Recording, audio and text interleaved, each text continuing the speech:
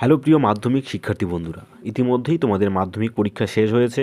আমিও চাইছি তোমরা কয়েকদিন রেস্ট নাও, এবং রেস্ট নেওয়াটাই কিন্তু শেষ নয়। এবার তোমাদের আসল যে লড়াই সেটা কিন্তু শুরু হবে ক্লাস 11, তারপর ক্লাস 12, অর্থাৎ উচ্চ মাধ্যমিক এখনও বাকি রয়েছে।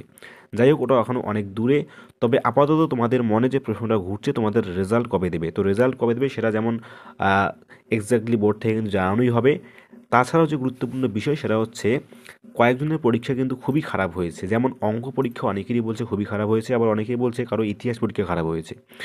তো অনেকেই ভয়ে রয়েছে যে সবাইকে কি এবার পাশ করানো হবে, বা কত নম্বর পেলে পাশ করায়, অ্যাকচুয়ালি সেই নাম্বার কাঠামোটা কি, এবং কত নম্বর কম পেলেও পাশ করানো হয়। তো সেই বিষয়টাই তোমাদেরকে একদম বুঝিয়ে ভালোভাবে উদাহরণ সহ দেখিয়ে দেবো যে কীভাবে তোমাদের নাম্বারগুলোকে দেওয়া হবে, এবং কত নাম্বার কম পেলেও তোমাদেরকে পাশ করানো হবে, এবং তোমাদের টোটাল পাস মার্কস অ্যাকচুয়ালি কত। তো চলো সরাসরি মেন ভিডিওতে প্রবেশ করা যাক। তো তোমরা এখানে দেখতেই পাচ্ছ যে তোমাদের মোট পরীক্ষা কিন্তু হবে 90-এর মধ্যে তোমরা কিন্তু দিয়েছো। তো এই 90-এর মধ্যে তোমাদের টোটাল পরীক্ষা 100-এর মধ্যে 90 তোমরা লিখিত দিয়েছো, এবং 10 নম্বর স্কুল থেকে প্রজেক্ট দেয়। তো আমি ধরলাম যে তোমরা প্রজেক্টে 10-এ 10 তোমরা স্কুল থেকে পেয়েছো। তো তোমাদেরকে লিখে তুলতে হবে কিন্তু 15, এবং তোমাদের মোট নাম্বার পাস করতে হলে দরকার হচ্ছে 25। তো 10 নম্বর যেহেতু স্কুলের প্রজেক্ট থেকে দেবে, তোমাদের লিখিত তুলতে হবে কত, 15। 15 এবং 10 মিলে হয় 25 নম্বর। তবে এক্ষেত্রে দেখা যাচ্ছে অনেকেরই অঙ্ক পরীক্ষা এবং ইতিহাস পরীক্ষা খারাপ হওয়ার জন্য কেউ হয়তো মাধ্যমিকে কারো এই 15 নম্বর লিখিত ওঠেনি, কারো হয়তো 12 কিংবা 13 নম্বর পেয়েছে, অর্থাৎ 2 নম্বর শর্ট দেখা দিতে পারে।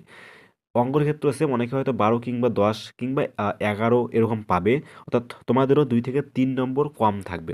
পাশের নাম্বার 25, অনেকের পাশের নাম্বার কিন্তু 22ও হতে পারে, আবার 23ও হতে পারে, নাম্বারটা কমে।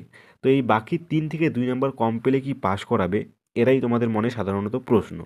তো দেখো, আমার যে অভিজ্ঞতা, আমি কয়েকদিন থেকে বা কয়েক বছর থেকে যে ভিডিওগুলো করে আসছি তাতে, বা রেজাল্ট যে আমি দেখে এসেছি, সেক্ষেত্রে যেটা দেখা যাচ্ছে যে তোমাদের যদি সমস্ত পরীক্ষা খারাপ হয়ে থাকে, এবং এই দু একটি পরীক্ষা যদি সমস্ত পরীক্ষা ভালো হওয়ার পরেও যদি দুই একটি পরীক্ষা খারাপ হয়ে থাকে, যেমনটি বললাম যে তোমরা হয়তো একটা সাবজেক্টে সবগুলিতে খুব ভালো নাম্বার পেয়েছো, কিন্তু একটা সাবজেক্টে যেটা বললে যে 5 নাম্বারের 2 থেকে 3 নাম্বার কম। তো দেখো, একটা নিয়ম বোর্ডের, যদিও এটা বোনাস নাম্বার, কোনো নিয়ম এক্স্যাক্টলি কোথাও বলা নেই, তবুও কিন্তু শিক্ষক শিক্ষিকারা কী করেন, তোমাদের পাশ করে দেওয়ার জন্য 2 থেকে 3 নাম্বার একটু বাড়িয়ে দিয়ে তোমাদেরকে পাশ করিয়ে দেন।